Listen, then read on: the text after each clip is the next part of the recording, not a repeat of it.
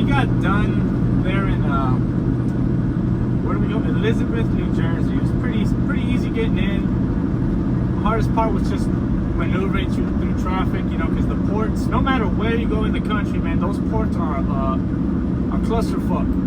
No matter where you go, East Coast, West Coast, Houston, it's a clusterfuck. Hell, even Florida, all the ports is gonna be a clusterfuck. So expect some delays. But yeah, we got finished there. We were in and out. I couldn't really film. A lot of ports don't let you film. But this one, I was just in the way, so I had to like hurry up and get out of there. I was like in the middle, in front of their shop. Yeah, it sucked. But right now, we're on our way to our next load. It doesn't pick up till tomorrow morning, but I called ahead. They're letting me stage there for the night. Thank God, because they're like the closest truck stop, I think, is like another 20 miles south, 30 miles south, and then to get back on the interstate, come back north. Like, yeah, it'll be a pain in the ass, but it's all good. I'm just glad we, got in and got out with no hiccups. I had one of my coworkers, Donald. He made a mistake and he got on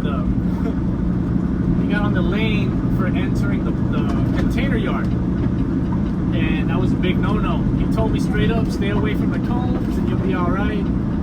As soon as I saw the cones, okay, this guy doesn't want to let me merge. Okay, cool.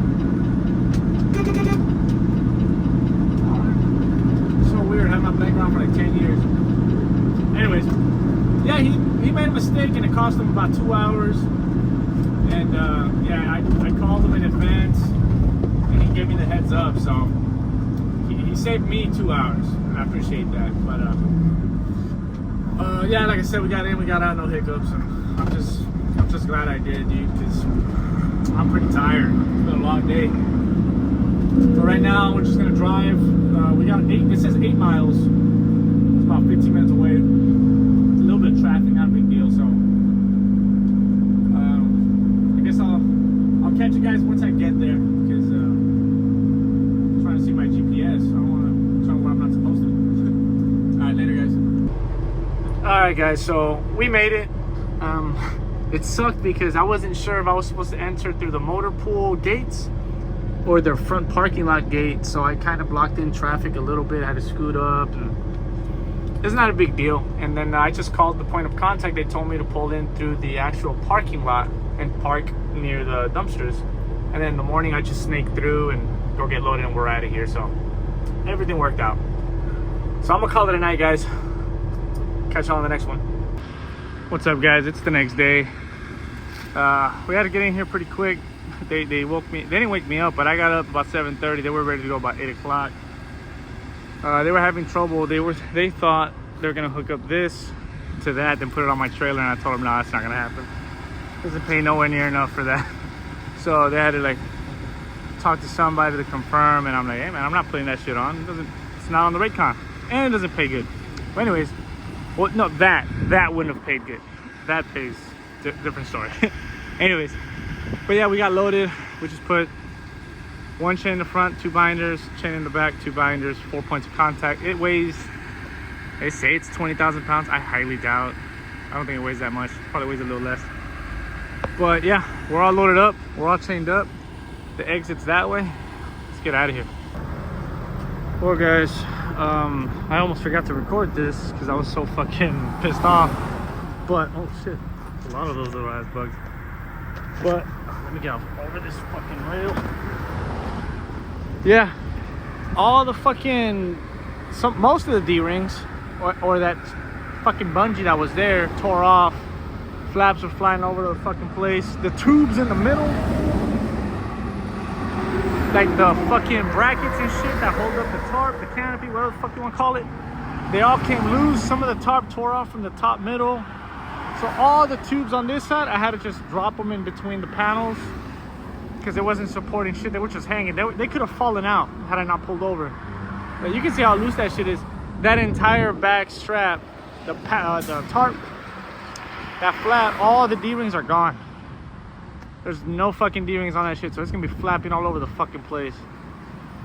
Like, they didn't tie this shit down, they didn't inspect it, they didn't do nothing. Fucking pogues. Sort of fucking guy, do one fucking job. And also, they didn't inform me. They didn't tell me that the back of this shit was gonna have equipment. It has tables, chairs, and like these fucking camouflage canopies that they set up for outside or whatever. I wasn't aware of that until I pulled over and I was checking the tarp and I saw that it had tables coming out the front driver's side. I was like, what the fuck? And it had the green bags like right back here. They could have fallen out. Was it my fault for not inspecting? Was it my fault for not double checking what's in back of the truck and shit like that? Of course, I should have checked it. But when you receive a Raycon, it's a specified item. That's what you're hauling. That's what you're getting paid for. On the Raycon, it says this, just this machine, just this piece of equipment.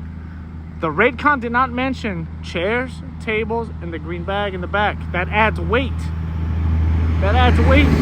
On top of that, it's a fucking headache. And to top it off, the fucking cherry on top, these motherfuckers didn't secure these panels. Okay, there's these two panels right here, and then there's individual panels inside. Now, y'all can barely see that one. They didn't secure none of them on that side, none of them on this side. The only thing that's keeping them in was the tarp. The tarp being tied down prevented those panels from falling out. I had to climb in there, move the fucking chairs, reorganize the shit, and then tie off those fucking panels. If it was empty, those panels would be fucking flipped down. It wouldn't have fucking mattered. But they put shit in the back of this shit that should not be on there. That should have been specified in the Raycon. Now, I don't know if my dispatcher or my boss or whoever is gonna try to negotiate a little bit more money. So on the Raycon, it says this fucking truck and that's it. Not equipment, none of that, because that's more weight. Now, if I go scale it, and this thing weighs more than 22,000 pounds, because this thing weighs, truck and trailer, full tanks is about 33,400 pounds. If I am not at 56,000 pounds, if I'm over 56,000 pounds total gross, they're gonna have to negotiate for more money, because they specified that this shit weighs 22,000 pounds on the Raycon. If it's more than that, it's more money. They know that, we know that, everybody knows that. But my biggest complaint is the fucking military, like those fucking reservist fucking pogues should have checked their equipment before they loaded it on my truck. It looked nice and pretty when they put it on my truck. The panels were loose, equipment was loose, nothing was secure inside.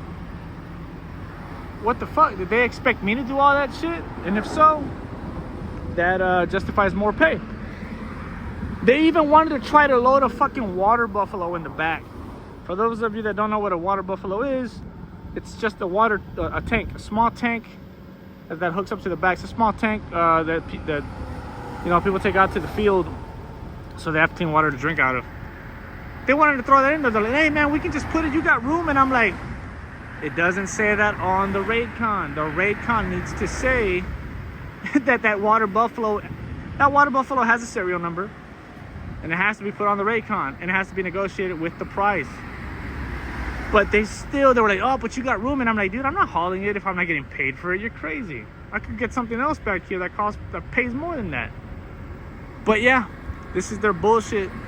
Nothing secure. All that bullshit I had to do. Many of you would say, hey man, it's your fault. You drove off with it without inspecting it. I did. Not a big deal. This is not my first time hauling shit like this. At all. At all. I've hauled plenty of these. And every single time I've hauled these, they never had shit in the back. Ever. So there goes one guy right there. I think he loaded where I was. But it's all good. I'm done complaining. There's nothing I can do. You know what? I am allowed to complain if I fix it. Think about that shit.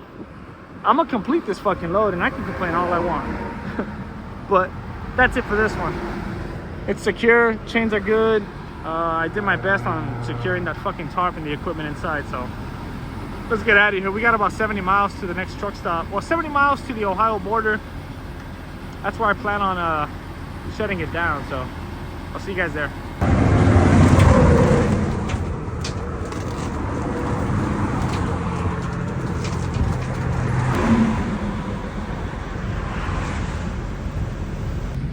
What's up, guys? So we made it into Ohio, and all that work I did to secure that shit and it fucked up. Like it's fucked. So right now when I'm done eating, got some Dairy Queen. Not what I wanted, but that's all I had. When I'm done eating, I'm gonna take that tarp off. I'm gonna cut all that shit, take the tarp off, roll it up, throw it in the back, throw that shit in the back, and then secure all that bullshit. I'm not, like my boss said, I'd rather not fight it. Just take it off and roll it up. So that's what we're gonna do in a bit. All right, good morning, YouTube. So I'm gonna show y'all real quick what I had to do, because that tarp kind of fell off and like ruined itself. Go. So we had to take it off, and I just tightened those things up, and then one of the straps right there that I think it's this strap or another one, I tightened it and then tied it up and then tightened it again so it'll pull it down. That's what I ended up doing. And then you can't see it, but I got one little 2-inch strap going that way and then another 2-inch strap going that way. I even threw some rope right there, so if it does want to fly out, it's tied off to the side, so nothing will happen. And then there's tables on the other side that I had to kind of improvise. I put one of those green bags, one of the heavy ones, I put it on top, laid it straight. They were horizontal, I put it kind of vertical, and then I put the strap over. I don't know, you can barely see the strap right there. I'm not afraid of them coming forward, I'm afraid of them flying out. But yeah, we put a green bag up there, put the strap over it so it tightens everything down. It's pretty solid, but I'm gonna check on it every 50 miles. But yeah, that's what we had to do. I can't throw a regular tarp over it because there's really no tie down points. I mean, there is, but I'm not risking that shit at all. So that's how we're gonna roll. See you guys later. What's up, guys? We're still in Ohio, like maybe like 80 miles west of where we crashed out last night. So I'm gonna check the back of this shit. I already went and I got my breakfast. It's went in the truck. I got some Starbucks too, that way I don't be nodding off, you know, falling asleep. I didn't get the greatest sleep last night because having to do all this shit and it was raining. It was really draining, physically draining, so I'm fucking tired. But let's get up here, let's check this shit out. All right, this is what I had to do. I X'd them right here, and that middle one, I should have waited to put that one under and then put this middle one, but I took one of those big green bags and put it over the tables, and it's holding really fucking good.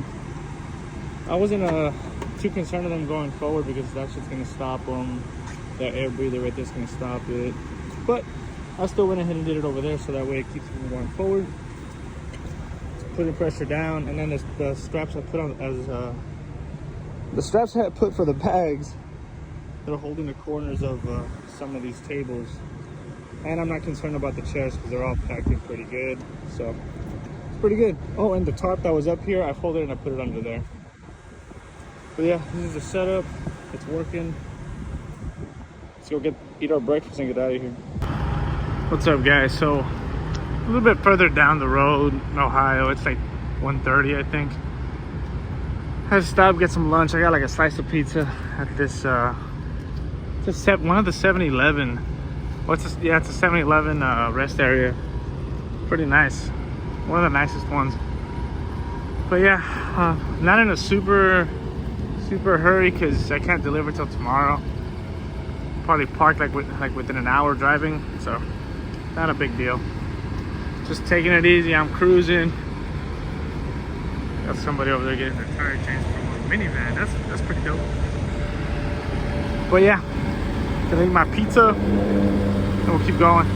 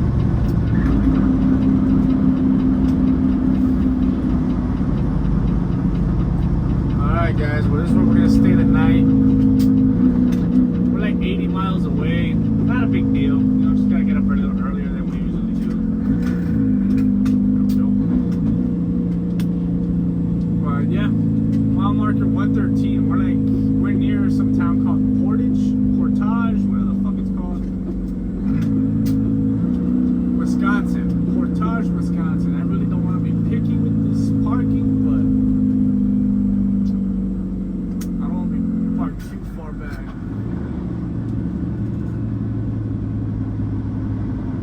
Man, there's plenty of parking here. This is crazy. There's a lot of room on the side, on the shoulder. To be honest, I might end up parking on the shoulder in front of that truck over there.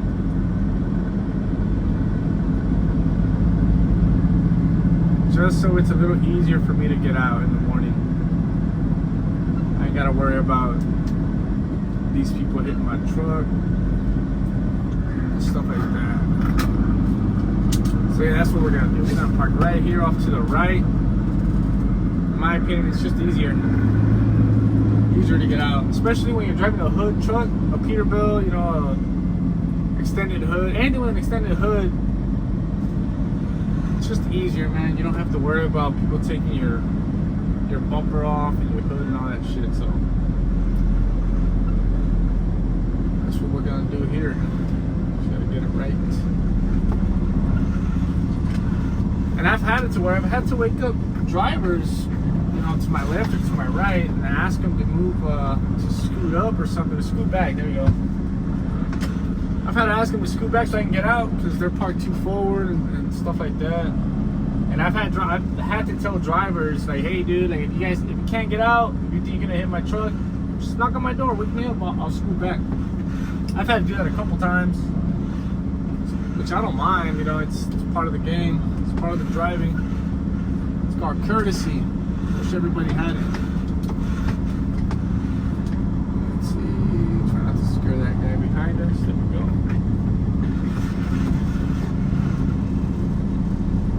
There we go. And we can do that right here. And that's it, guys. Catch you guys right now.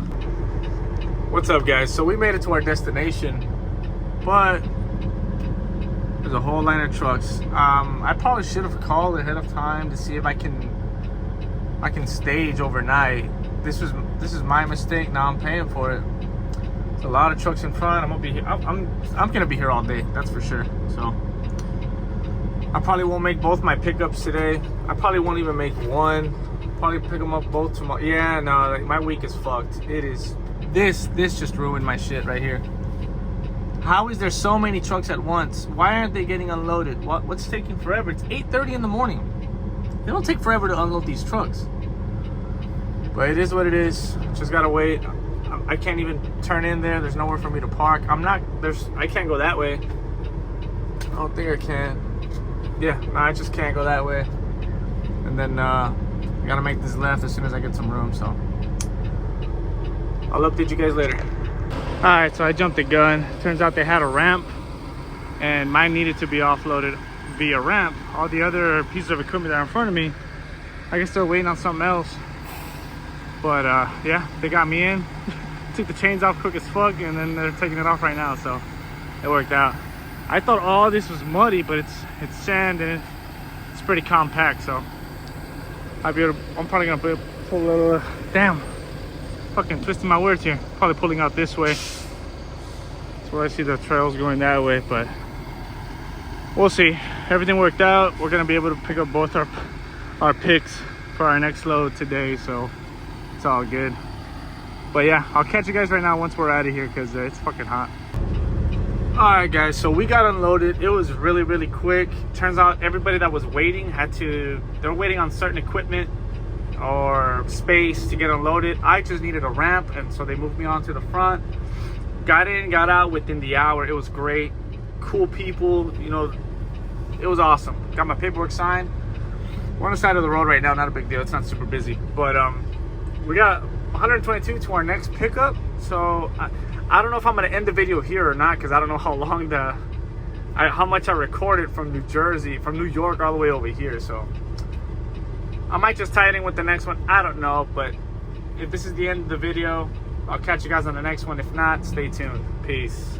When it comes to cash, bitch, I feel like a magnet. If she a baddie in her bag, then that's attractive.